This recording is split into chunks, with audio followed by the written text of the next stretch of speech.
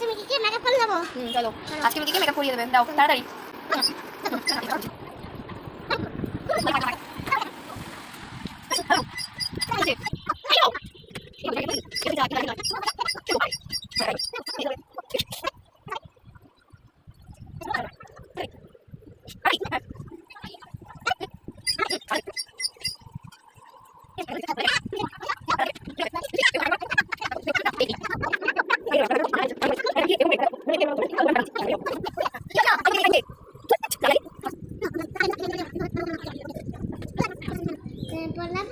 ও কিন্তু আমার ম্যাম।